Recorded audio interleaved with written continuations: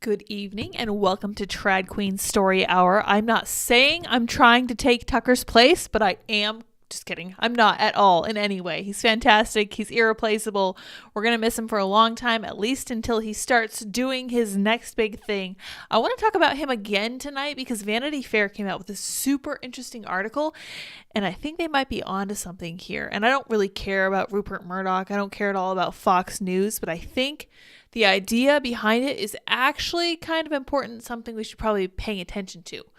I also thought we might look at Joe Biden's re-election opener and then see what you guys think about that. And I kind of want to get a feel for what you guys are thinking about the 2024 election. I know it's early. I know there's a lot to do between now and then. A lot can change. But the other day I was feeling exceedingly black-pilled. I ended up swearing right at the end of my video. If you guys haven't seen that, you really missed out. Go check out Tuesday's episode, I think it was. Or no, sorry, Monday's episode. Feeling a little bit underwhelmed about our options for 2024. I did not particularly enjoy our last Biden-Trump competition, and I have to say, you know what, let me pull this up. It looks like Trump is not wanting to do a debate 2024. Trump suggests he may skip GOP primary debates. Really interesting idea. I'll get a feel for what you guys are thinking tonight. I kind of want to throw it to you guys a little bit because I really love your involvement. Really appreciate your feedback. Really love what you have to say. And you guys are smart and engaged and have just as much to say about all this stuff as I do. You just may not have as big a platform as I do. We're also going to watch Tucker's actual speech that I think is behind what got him canned. And we're going to look a little bit at the Episcopal Church because it's a very interesting example of a church in modern times. So with no further ado, let's hop right into this article from Vanity Fair, which they are kindly offering to us for free. So here we have, let me move this over a little bit. Tucker Carlson, prayer talk may have led to Fox News ouster. That stuff freaks Rupert out. Fox Corps chair Rupert Murdoch is said to have balked at Carlson's network remarks. Okay, I can't read tonight. I'm sorry. I apologize in advance. I know that's not a super important part of what I'm doing here. I'm just kidding. I'm doing my best. In a Friday night speech, driving another theory about the primetime star's abrupt exit. He doesn't like all the spiritual talk, said a source. Interesting. This is by Gabriel Sherman. I don't know anything about him. I'm sure that Vanity Fair does not love Tucker Carlson, but this was such an interesting theory. I kind of really wanted to bounce it off you guys and see what you think. 24 hours after Fox News ousted its highest-rated host, the network has yet to explain one of the most shocking defenestrations in cable news history. That's a good word. It's from the Latin fenestra, means window, and defenestration then would mean exiting through a window. I'm not going beyond the release, a Fox News spokeswoman texted yesterday when I asked her for comment. In this information void, multiple theories about why Fox fired Carlson circulated in the media. It was fallout from the $787.5 million Dominion settlement. It was punishment for vulgar text messages published in a Dominion court filing, or a consequence of former Fox producer Abby Grossberg's lawsuit, which alleged Carlson oversaw a hostile work environment. Absolutely nonsense. She literally didn't even work in an office with him. I don't even believe she was in the same state when he was working. She never, ever ran into him, ever. So her complaint would have been with Team Tucker, I guess, and the allegations she was making, absolute nonsense. Literally just guys being guys making jokes, them having a picture of Nancy Pelosi on the wall, them making a joke about the lactation room at the office and making a joke about how they should replace it with something for various silly male things. You guys should definitely look it up. It's fascinating. There's clearly nothing there. She's just out to get Tucker because she can, because he's worth a lot of money, I guess. Let's see here. Fox News has vowed to vigorously defend the company against Grossberg's unmeritorious legal claims. That is putting it mildly. But none of these potential reasons fully add up. Fox News anchor Maria Bartiromo hyped Dominion conspiracies far more than Carlson did. That's right. And yet she remains on the air. In fact, Tucker is notorious, or whatever, for refusing to indict. I can't talk either. I can't read. I can't talk. It's going to be a great show, guys. For refusing to invite Sidney Powell or Lynn Wood on his show to talk about the Dominion kerfuffle. I don't know if you guys remember that, but they were running around talking about all this stuff that I'm not going to get into much here because YouTube already demonetized my last video, and I'm not convinced it's not because I mentioned their names. So we're going to tread lightly here, but you know exactly what I'm talking about. Fox had access to Carlson's texts far more than, Carlson's texts and emails in the Dominion lawsuit for months and didn't punish him for it. Fox hosts sued for sexual harassment in the past were fired publicly for cause, but Carlson wasn't. Yeah, that's because Fox knows there's nothing there. According to a source, Carlson wasn't even fired and remains on Fox News payroll. I'm pretty sure he was fired. That's what they said, isn't it? So the mystery remains, why did Fox News take its biggest star off the air? A new theory has emerged. According to the source, Fox Corps Chair Rupert Murdoch removed Carlson over remarks Carlson made during a speech at the Heritage Foundation's 50th anniversary gala on Friday night, and we're going to watch part of that. Carlson laced his speech with religious overtones that even Murdoch found too extreme. I don't think it's even Murdoch. It turns out that Murdoch doesn't really like religion, but hopefully this article gets into that. If not, we can dissect it later on. Carlson told the Heritage audience that national politics had become a Manichaean. We're settling on that pronunciation, right or wrong, and we're going to stick with it. Between good and evil. Carlson said that people advocating for transgender rights and DEI programs want to destroy America and that they could not be persuaded with facts. This is actually literally incontrovertible, so I don't know what Vanity Fair is trying to convince us of here, but I digress. We'll move on. Clearly, the good and evil is definitely a case for, subjectivity. We should say that and stop engaging in these totally fraudulent debates. I've tried. That doesn't work, he said. The answer Carlson suggested was prayer. I have concluded it might be worth taking just 10 minutes out of your busy schedule to say a prayer for the future. And I hope you will, he said. That stuff freaks Rupert out. He doesn't like the spiritual talk, the source said. Carlson declined to comment. A spokesperson for Fox Corps declined to comment. So no one will talk to Vanity Fair. So they're literally just spinning this out of thin air. But it is a very interesting theory, and I think we should question it. We should unpack it. It's been reported that Fox Corps CEO Lachlan Murdoch and Fox News CEO Suzanne Scott made the decision to fire Carlson on Friday night. Another source, a person close to Murdoch, has said something similar to me. Scott informed Carlson of the decision on Monday morning. Rupert Murdoch was perhaps unnerved by Carlson's messianism because it echoed the end times world of views of Murdoch's ex-fiancée Anne Leslie Smith, the source said. In my May cover story, I reported that Murdoch and Smith called off their 2-week engagement because Smith had told people that Carlson was a messenger from God. Oh my gosh, I'm dying here, you guys. I caught what Brett has. Brett canceled Pop Culture Crisis tonight because he couldn't stop coughing. I better not have what he has. He's literally in a different state. Ridiculous contagiousness. Anyway, they ended their 2-week engagement because Smith, Murdoch's fiance, had told people that Carlson was, quote, a messenger from God. Murdoch had seen Carlson and Smith discuss religion firsthand. In late March, Carlson had dinner at Murdoch's Bel Air vineyard with Murdoch and Smith, according to the source. During the dinner, Smith pulled out a Bible and started reading passages from the book of Exodus, the source said. That's kind of interesting.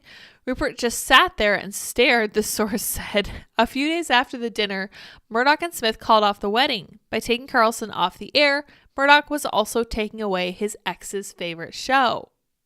Isn't that interesting? Smith did not respond to a request for comment. Of course not. The 92-year-old mogul's broken engagement is part of a string of erratic decisions he has made of late that raise questions about his leadership of the media empire, blah, blah, blah. According to sources, executives at Fox are worried about his unsteady hand at the wheel of the company. It's like the king is senile, but no one wants to say anything. Yes, we have definitely seen that in the past, for sure. It's not a good place to be, I know. Leaders always need people around them who will tell them no, period. I don't care who you are. I don't care if you're the biggest name in right-wing media. You need to be told when you're wrong. You need people around you who will tell you the truth. And I also don't care if you're not even in right-wing media. Every single person needs someone who will say, that's a bad idea. You shouldn't do that. I do like that idea. You should go with that. They need counselors. They do. It's just like basic human nature. You're not going to get all the answers right yourself. You're going to need an outside voice. You need that different perspective. But apparently Rupert Murdoch is doing his own thing, and we have Tucker Carlson being fired. Let's see here. Fox settled with Dominion moments before the trial was set to begin because Fox's lawyers didn't want Murdoch to testify in public, kind of like what they're doing with Joe Biden, right? They were hoping and praying to settle for months, but they didn't want to pay up, the second source said. Once the trial began, the lawyers told Fox execs that Murdoch would be disgraced on the stand, run out of the boardroom, and his testimony will expose him as a lunatic sliding into senility. Oh my. The person close to Murdoch disputed this. Rupert was very well prepared to testify. Either way, it doesn't matter. Like I said, I don't really care about Rupert Murdoch because I don't think he's really the person for the job. I don't think he is alt media. I don't think he's a person who's going to save the day. Just like I don't think YouTube is going to be the end all be all of video in like 2 years probably. I think that change is going to come fast and hard well before YouTube is ready. Well, we also do know that they're a Google business, so they're willing to operate at a huge loss. But at the same time, Rupert Murdoch is not where it's at. He's not the future. Fox News cable TV is not the future at all. Period. Like most of the people in my generation, including me, including Andy, I was tweeting about this the other day. The only reason that Andy and I would ever watch TV at all was actually not TV. It was just the YouTube app on our TV screen, and we would only watch Fox News and we would watch Tucker. And I feel like that was the case for a lot of people in my age range. And he had a huge audience. Like, he drew millions and millions of viewers. He had not as large an audience as Bill O'Reilly did, but it was still significant, far, far bigger than, for example, Don Lemon or some other competition at CNN, and you know that there has to be super jealousy over there. Let's watch a little bit about of the speech. Hopefully Heritage Foundation won't give us a copyright strike because this is up on YouTube. I have it paused right at where he started talking about 2 different ways the country is going. He opened it by talking about like the prayer that the preacher made there, which I thought was really nice because he made the point that he felt like he really needed to pray more. He's like, I really feel like a lot of the problems we see in the world today could probably be, it's stuff that I say all the time. He's like, I feel like prayer would help fix a lot of these troubles, which really interesting take. And I could see why Rupert Murdoch, if he was uncomfortable with the idea of spirituality, and if he did recently dump his very spiritual girlfriend, would have super problems with that. So let's listen. I'm gonna have to turn this way. Oh no, I can't do that.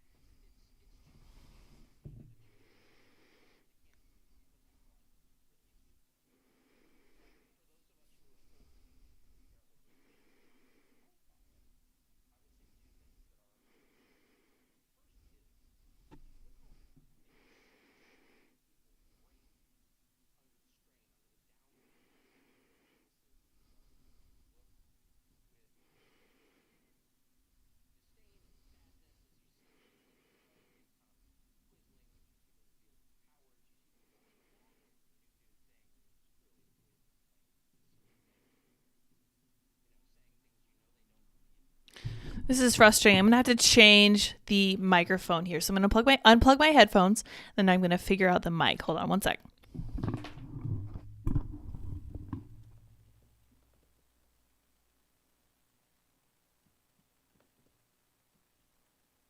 This stuff, and I never can, and I just use my time this honor to brood more. But here are two conclusions I've come to, which I think are slightly less depressing than the most obvious, which is the country's really going at high speed in the wrong direction. Yeah, no kidding.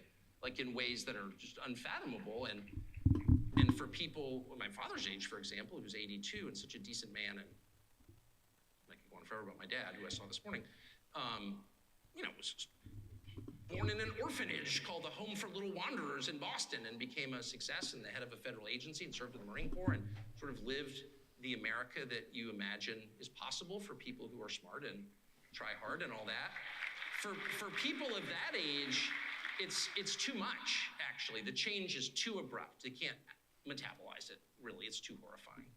But for those of us who are still engaged in trying to figure out what this means and not just repelled by it, I would say two things that I think we're thinking about. The first is you look around and you see so many people break under the strain, under the downward pressure of whatever this is that we're going through. And you look with disdain and sadness as you see people you know become quislings. You see them revealed as cowards. You see them going along with a new thing, which is clearly a poisonous thing, a silly thing. Saying things they don't believe because they want to keep their jobs. If there's a single person in this room who hasn't seen that through George Floyd and COVID and the Ukraine war, raise your hand. Oh, nobody? Right. You all know what I'm talking about. And you're so disappointed in people. You are, and you realize that the herd instinct is maybe the strongest instinct. I mean, it may be stronger than the hunger and sex instincts, actually. The instinct, which again is inherent to be like everybody else and not to be cast out of the group, not to be shunned, that's a very strong impulse in all of us from birth.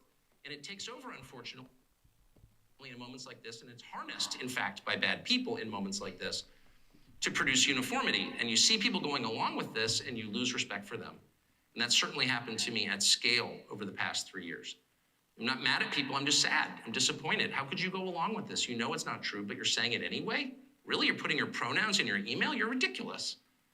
But no one else thinks it's ridiculous. Oh no, there's the pronouns in the email. What does that even mean?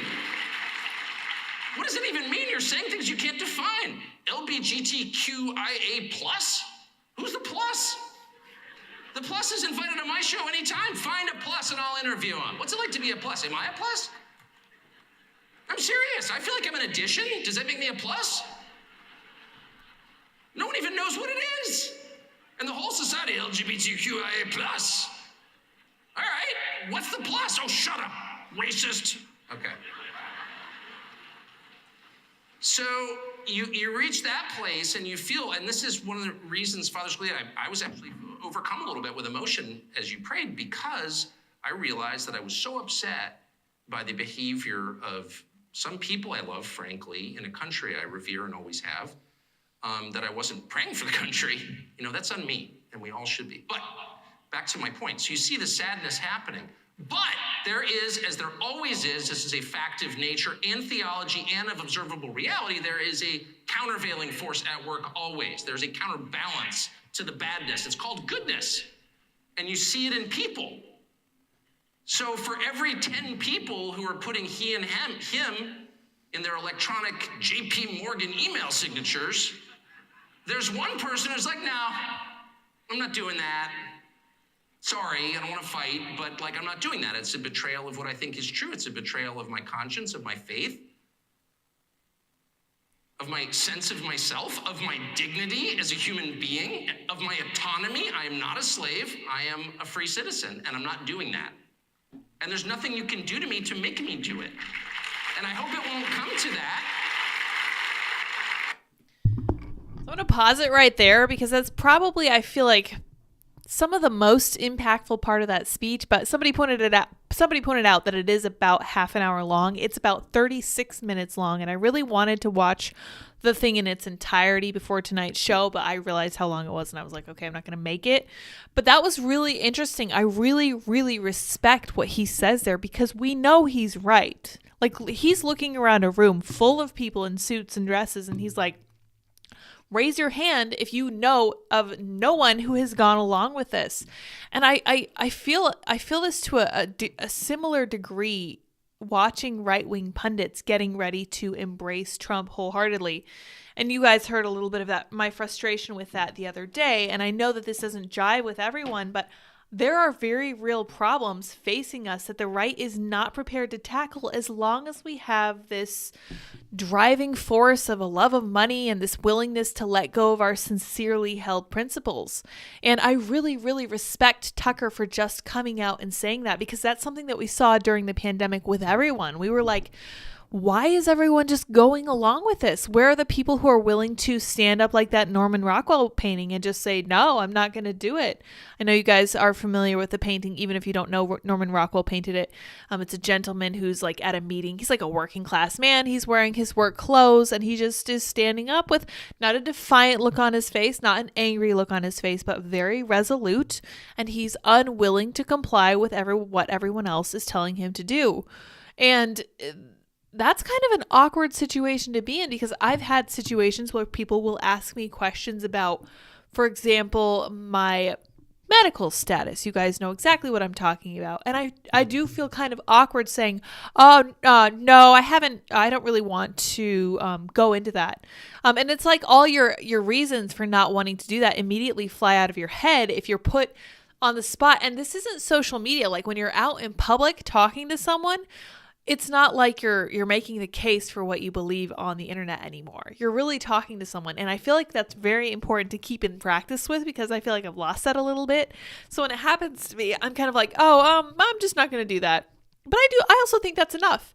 You should just be willing to say, no, I'm not going to do that. And like Tucker says, I don't want to fight about it, but no, thank you. I'm just not right now. Maybe later. I'm just going to procrastinate on that a little bit. And then obviously you never come back to it. So I appreciate 100% what he's saying right here. Now, early on, he was talking about his religious background, which I actually thought was really interesting. And I pulled up a few articles about the church that he was raised in.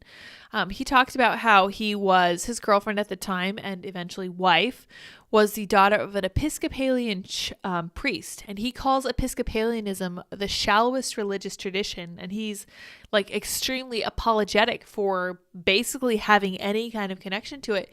And I'm going to show you guys why he's so embarrassed, because somebody on my timeline earlier today compared it to melted vanilla ice cream. And I was like, nope, that is an incorrect analogy, because this is the Episcopalian church.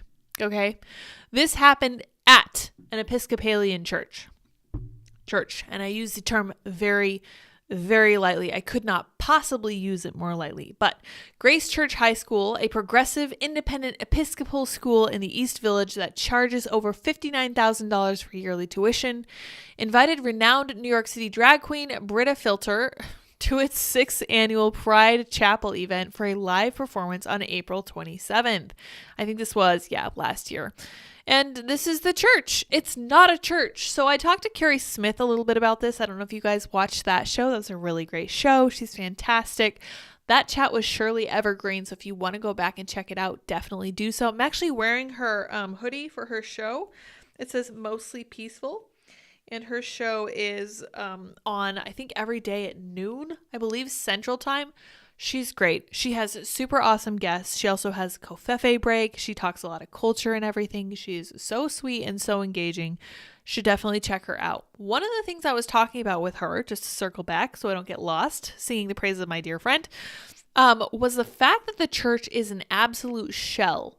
And I don't know if any church can more accurately explain what's happened to the American church than the Episcopalian church. And this is why. So I don't know if you guys remember this, but there was a huge kerfuffle back in 2020, I think it was. Was it 2020? Seems like that was, okay. So June 2020, this article came out.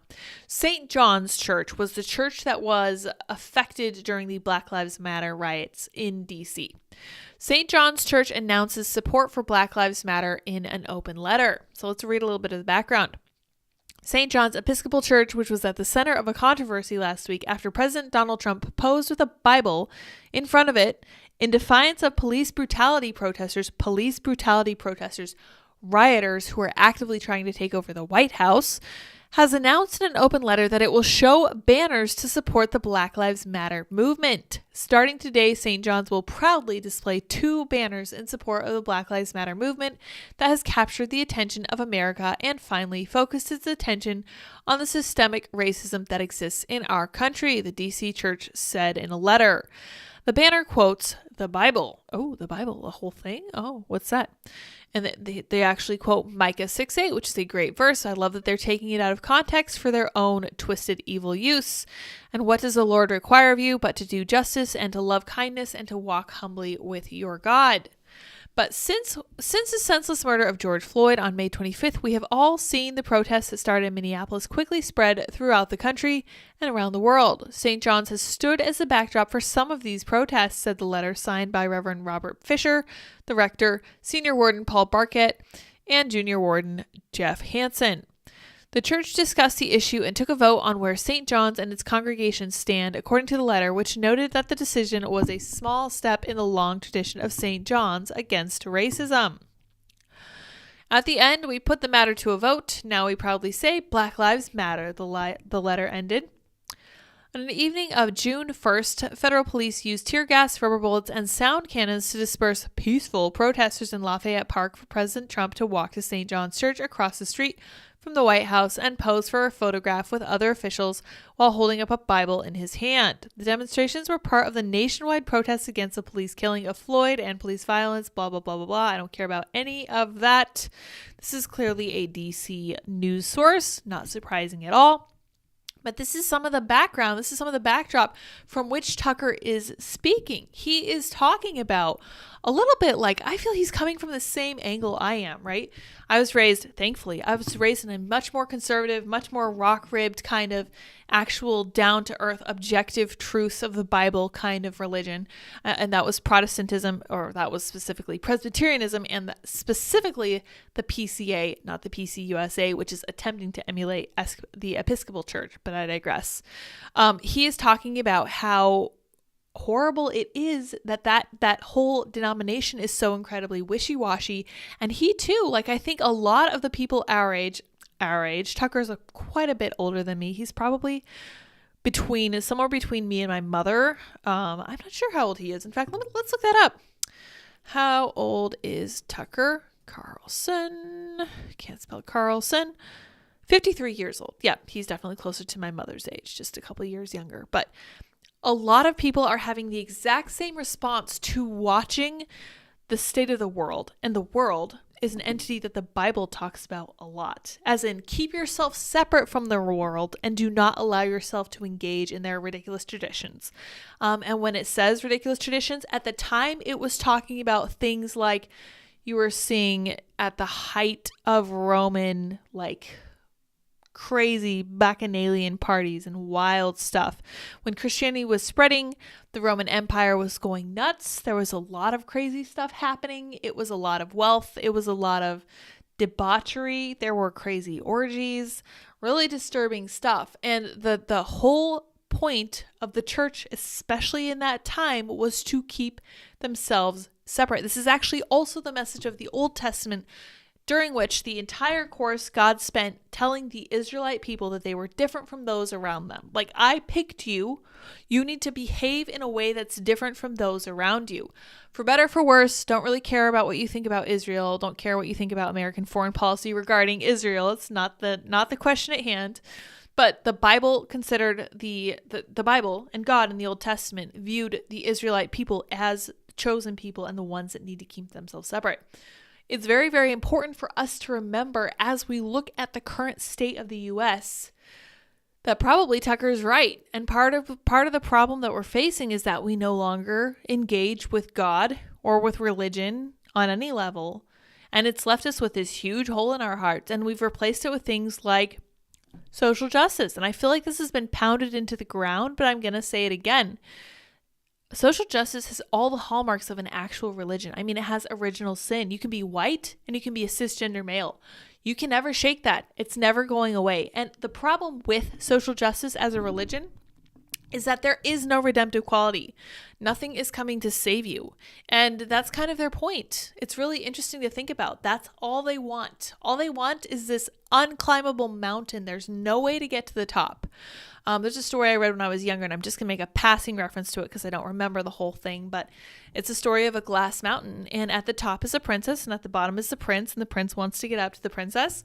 No way to do it. The mountain is glass. There's no way to climb it. And that's exactly what this feels like to me. This progressivism is nothing if not a glass mountain. First of all, it looks great, but it's incredibly dangerous. And it's very, very difficult to navigate. It's even hard to pin down. Like, we see this a lot. We can't even explain what we're up against. We're like, well, is it postmodernism? Is it Marxism? Is it some fusion of the two? Is it, Foucault? Is it a Brave New World? Is it an actual dystopia? What are we looking at here? Is it part of some kind of bigger plan? We can't even nail it down. All we need to know is that progressivism is designed to never have an end. Like, it's designed to have no redemptive factor.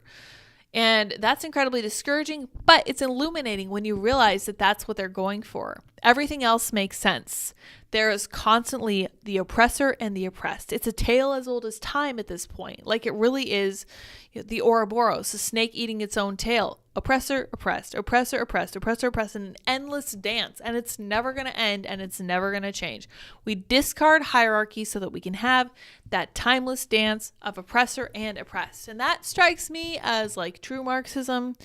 And I don't know if that's even how you would define it. I'm no James Lindsay, it's fine. And I'm also not a theologian, but I want to lay out the idea that progressivism is, to the modern culture, what religion was when the West was being built, when the foundation of the West was being put into place in ancient Rome and all the way across that, and all the hundreds of thousands and millions of people who died for this religion.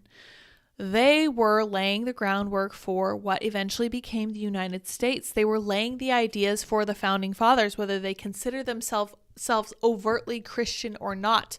I don't know if you guys recall this, but the founding fathers themselves said, this is designed. This whole system falls apart if it is not being operated by a religious, spiritual, moral, principled people.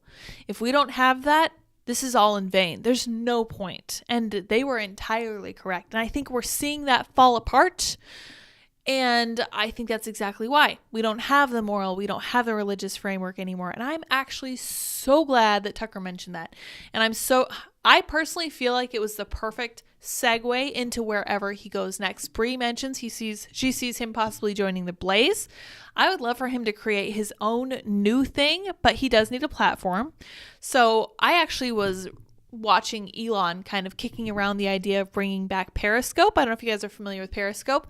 That would be super fun to stream on. I don't know how many of you guys are over on Twitter, but right now, Twitter is probably the best large-scale free speech platform, thanks entirely to Elon Musk. And I've said repeatedly, and I'll say it again now, that you should have no single point of failure like Elon Musk, because all he has to do is change his mind a little bit, and you're out on your ear. But that said, Twitter is certainly the best, most free place that we can go and have those kinds of conversations. So I'm really hoping that Elon kind of does think about bringing that back. That's really important. I think that is definitely something that I could see happening. And then I think Tucker would own that space, like own it. Like, I know that Matt Walsh would certainly use it. I know that he's been posting his entire podcast to Twitter, which is actually a really cool idea. I have personally started using Spotify to host the audio-only version of this podcast, which, by the way, you guys should go and check out.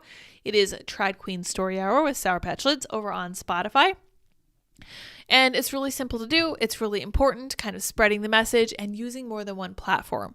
So that is a really good way to kind of buck YouTube. Because as I said earlier, that podcast or that stream from the other day, the live stream I did, is still not monetized. And it's been like 4 days, highly unusual. So they're kind of changing things up. And I don't think it's going to be for the better as far as right-leaning commentators are concerned. But we'll see what happens. You never know. We got some time still before the election.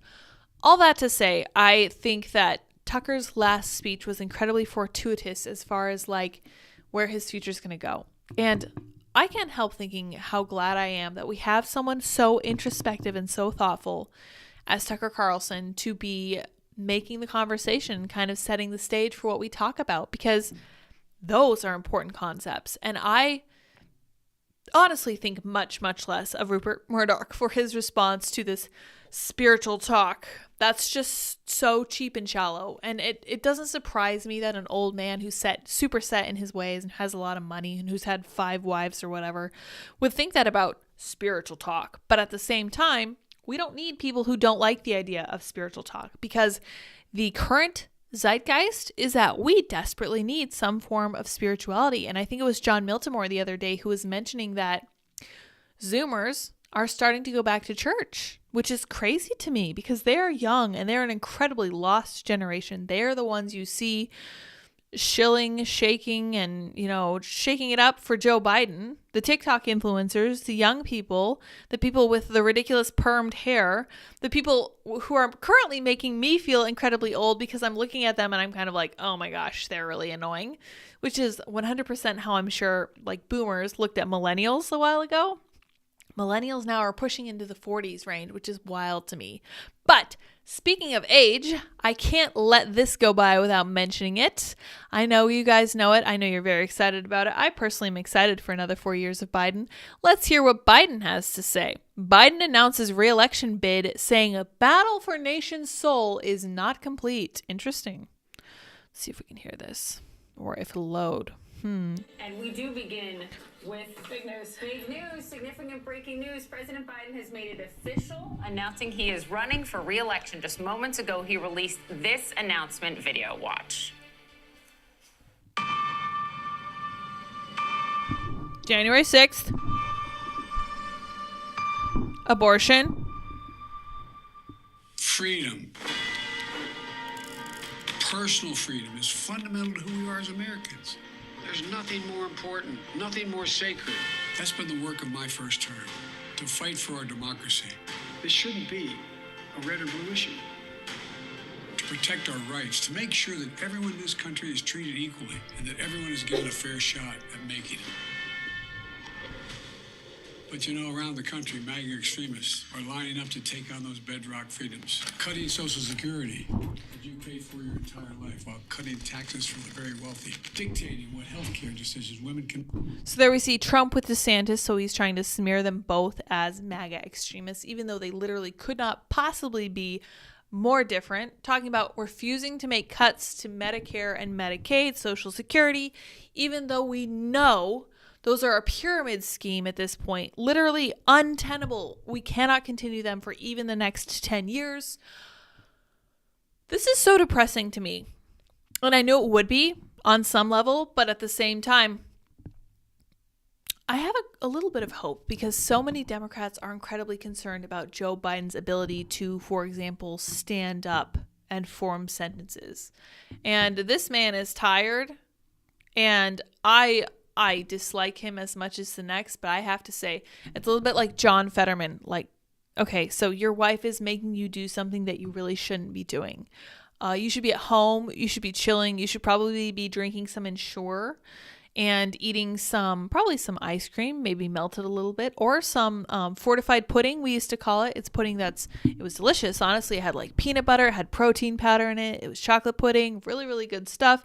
Very high in calories, very good for the old people. Joe Biden could certainly benefit from some of that because do you guys see him? Serious question. Do you guys see him making it till the end of his next term? I certainly don't. And I think that a lot of Democrats many of whom, there was an article from CNN from 5 hours ago saying Joe Biden should absolutely not be running again. Like we desperately need another person in the race. And I honestly could not agree more. And not just because I don't like Joe Biden, because he's actually, holy cow, unbelievably, troublingly weak and discouraging just to watch him work. There is an alternative ad, though, that came out, which was really interesting. I'm going to show this to you guys, too, because it is so uplifting. So let's look at this one next, if I can. Real Clear Politics, annoying site as well. This just in, we can now call the 2024 presidential race for Joe Biden. This morning, an emboldened China invades Taiwan.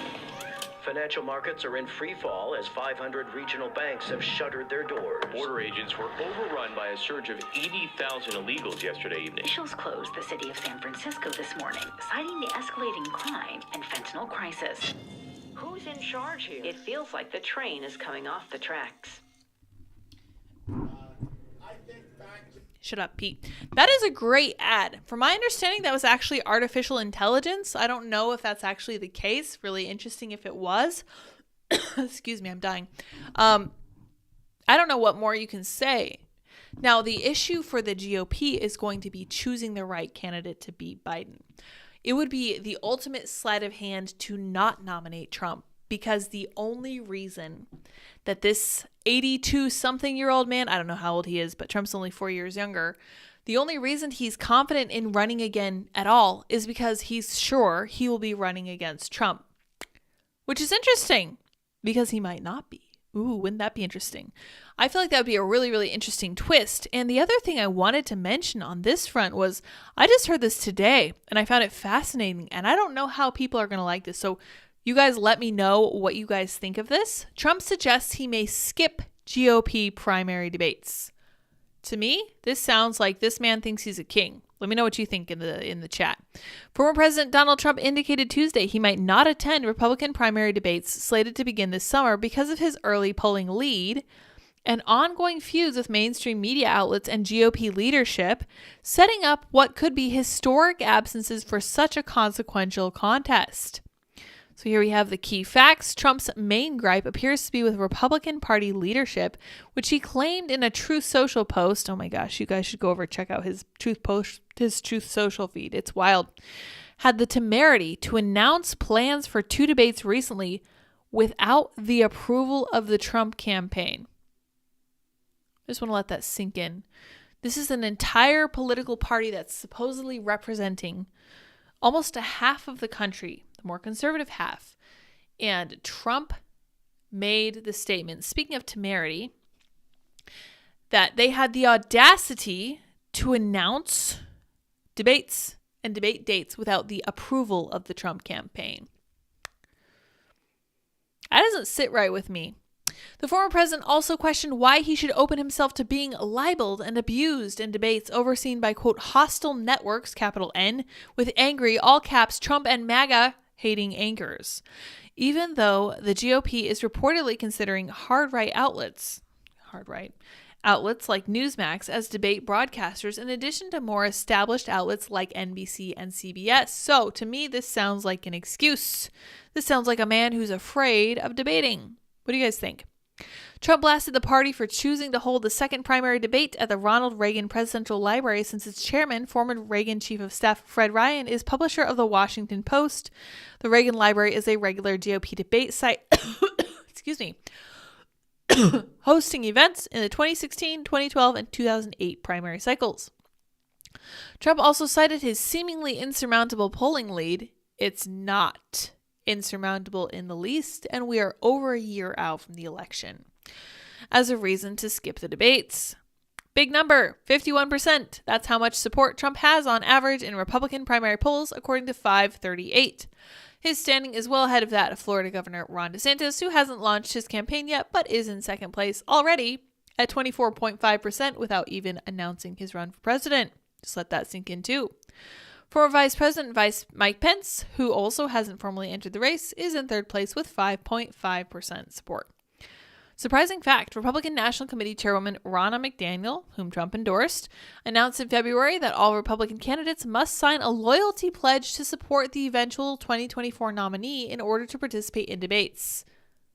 That doesn't sit right with me either. Let me know what you guys think.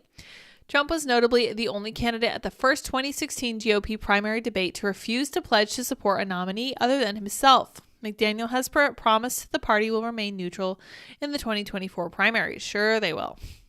What to watch for. The first debate is set for August in Milwaukee and will air on Fox News. The second debate will be held at the Reagan Library in Simi Valley, California, but a date and broadcaster have not yet been announced. Key background. Trump's absence for the entire debate cycle or even a string of debates would be unprecedented given his high-profile competitors. Multiple former governors plan to run against Trump, while an expected 2024 announcement from DeSantis looms. But Trump has had issues with debate organizers before. In 2016, he skipped one of the 12 Republican primary debates because of a feud with Fox News fueled partly by 12 questions at an earlier debate by former Fox personality Megyn Kelly. A feud that has once again ignited ahead of the 2024 primaries over the network's ostensible promotion of DeSantis. Oh, speaking of DeSantis, Democrats say Florida is, quote, dead for Biden as his 2024 presidential campaign starts. Quote, we just need to be realistic. Interesting. Democrats are pessimistic about the outlook for Biden winning Florida in 2024. I wonder why that is. Why do you guys think that is? It's 100, 1,000, 150,000% because of Ron DeSantis. Some Democratic insiders are looking beyond Florida for his path to re-election. It would be smarter to spend money in other places, one consultant told Insider. Yeah, that's actually a really good judgment call. President Joe Biden's chances of winning in 2024 aren't looking so sunny in the Sunshine State, Democrats say.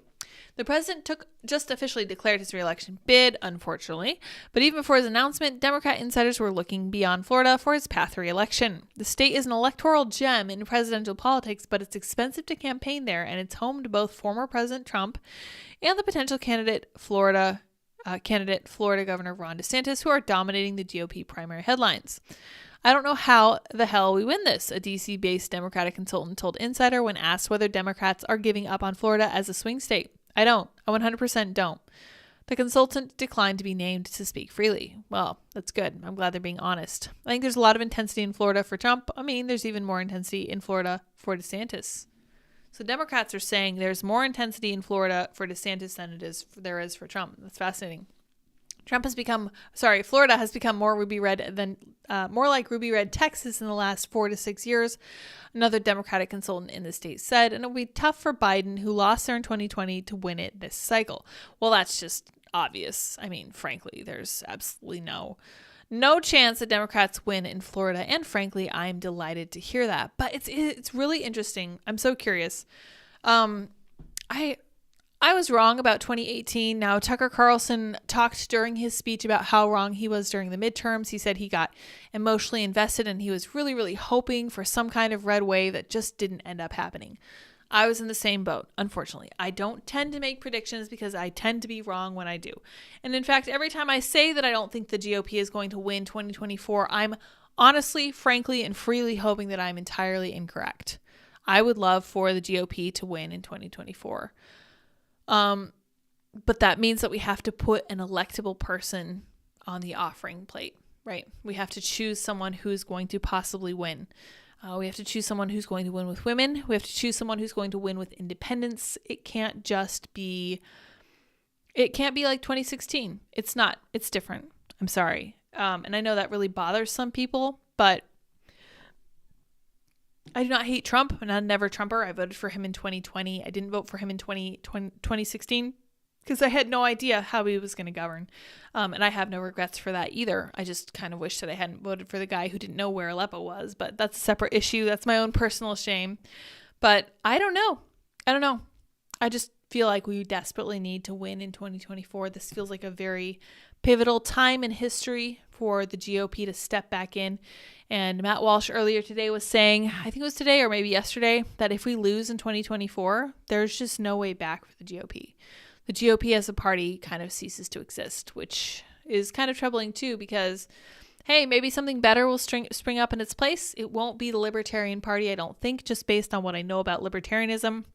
There's actually too much independence in libertarianism for them to make significant political gains. And I know that's going to be really hard for my libertarian peeps to hear too. And I love my libertarian peeps and I appreciate every single one of them. My husband's heavily libertarian / anarchist.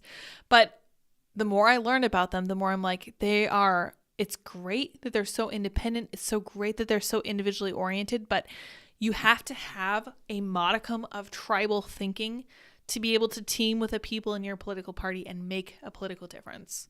And I wish that there were some way to stitch that together with libertarianism, because They would be great. Libertarianism would be amazing. Letting people alone, letting people do whatever they want, letting them own whatever kind of weapons they want would be unbelievably incredible. I would love that more than pretty much anything.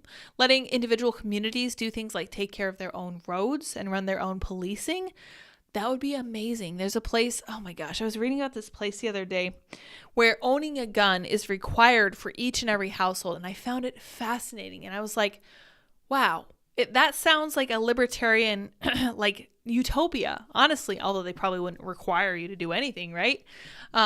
They require every single household to own a gun with the reasoning that this would keep the number of felonies down. This would keep break-in entries down. And I think they've had something like 6 murders over the last 15 years or something. It's Kennesaw, and I forget what state it's in, but you guys should definitely look it up. I found it fascinating and I wanted to do more research. I just completely forgot about it until today.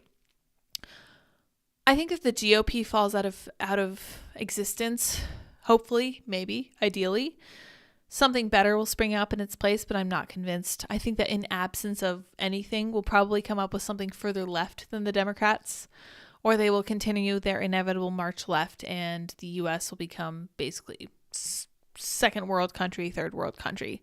I mean, and I'm not talking about communism because I feel like the right throws around the term communist and socialist way too much. This is going to be a disaster. Like, we have an open border. We have fentanyl flooding into our country. We don't care about Americans. We don't care about Christians. We don't care about the people who founded this country. We're selling it to the highest bidder. Like, we care more about Disney than we do about people who can't pay the rent, people who live in East Palestine, Ohio. Like, there are serious issues here, and it's not going to look like the USSR because the USSR is a hell of a lot more organized than we will ever be after the Democrats fully take over, if they do in 2024. So we'll see what happens. I hope I'm wrong. As I said, Tucker Carlson certainly was, and I fully appreciate him feeling a little bit of humiliation after that for sure. And for that reason, I won't make my own predictions. We are too far out in any case. Let's read your chats. I've been ranting for way too long here. I saw a couple super chats go by. Thank you guys definitely for chipping in. Appreciate that. Stuart Walker says, thank you, sir. Trump needs to debate. It is the only way to counteract your enemies, whether it be the media or others. I think you're correct. I think that every single politician should debate. I don't think that anyone is entitled to anyone's vote. And I think that thinking that way that way madness lies. We shouldn't go in that direction. Lori, thank you so much. I appreciate this. Dippin' Dot treats. She says, much appreciated. We were teaching Dot to leave it earlier today and yesterday at the vet's office. We took half an hour and I basically taught her how to leave things, which was incredible. And even today, she still responds really strongly to that word. She doesn't always do the right thing, but she looks up at me, which is all I wanted her to do. That's kind of the thrust of leave it, is stop, pay attention to mom, like when she's telling you what to do. And she's really good at that. So thank you very much. I will replenish her treats as we used so many yesterday, teaching her new tricks. So I'm excited. Stuart, thank you once again, sir. Tucker knows where our morals come from. More prayer is a good thing. I am fully inclined to agree. And honestly, at this point, I've been seeing tweets from the Amazing Atheist, and I'm just like, what stylish person, let's be honest about this, what stylish trend-setting person at this point in American history is still an atheist? Do you guys know of anybody? Because we saw Sam, whatever his name is, I can't even remember. I have such a hard time with names, guys. I'm sorry. We saw Sam just lose his mind talking about how Hunter Biden could literally have bodies in his basement and he wouldn't care as long as it kept Trump from getting elected. That's insane. Like, I think less of Trump going into this election, but I would never say anything like that. That's off the chart nuts, okay? And I think that needs to be acknowledged for sure. And I feel like the Amazing Atheist and Sam and a lot of these other people, it's going out of style, right? Because it's so shallow and it's so vapid and it's becoming so clear that we desperately need something, right? We need some kind of structure. We need a backbone. And we don't have that. Right now we have nothing, and it's failing us. It really is. Slongy and Stew, thank you for your super chat. Appreciate that. I haven't seen your name before. I enjoy your diatribe, although I disagree with many points. That's fine. I always say you're welcome to disagree with me on all of my points if you so desire. In fact, if you do, get into the chat and yell at me, send super chats. That way I'll be sure to read them because we're getting more people in the chats lately. I'm also Stuart, just not that Stuart. Can I just be Stu? You can, absolutely. Stuart is overseas. I think Stuart is in Scotland, Stuart Walker. This Stu, I believe, is in the US since he is using an American currency. So thank you again, Stu. We appreciate your contribution. Dippin' Dot will be grateful. Sam Harris. There we go. Sam Harris, Bill Maher, and Ricky Gervais are probably the most famous atheists. Yeah. And all of them, it's very, very easy to see exactly where their philosophies are lacking. And like The Amazing Atheist, holy crap, that man is in ideological possession by the left. And it is distressing. Like, I'm just kind of poking fun at him at this point. I'm just like, yeah, I could never hope to compete with his level of sheer intellect because he's like the living stereotype of the fedora tipping, milady speaking incel atheist. And it's like, wow, dude, maybe you should try to branch out and get a hobby and maybe like take up a manly art like mixed martial arts or something like that, or rollerblading. Andy would tell you definitely to do. Stu, thank you for sure. I am also Scottish. I just live here. Well, I'm sorry you have to live in the US this wonderful time in history. Although I have heard tales out of Scotland. I have a friend over there and it doesn't sound too much better. I heard they have a tax on sugar, which is apparently not helping very much because they've also banned weapons, which means there's no violence in London, right? So the ban, like the tax on sugar, is having as much of an effect on the obesity rates in the UK as their ban on weapons is doing in London. So glad you guys could join for sure.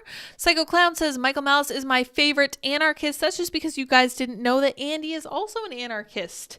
Although Michael Malice is a very well-spoken anarchist. I feel like he brings a lot of credibility to the kind of anarchist ideas that he puts out there. And I fully am on board with him as far as like journalists go, for sure.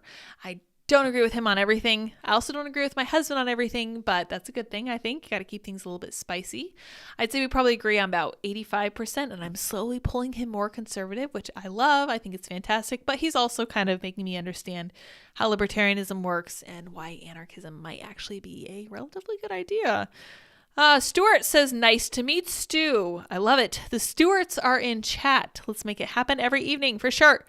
St. Miles, interesting show for Dippin' Dot treats. Appreciate it. Like I said, you're welcome to disagree with me. If that means you call the show interesting, more power to you. I don't mind. I'm very glad that you're here. Thank you for enjoying.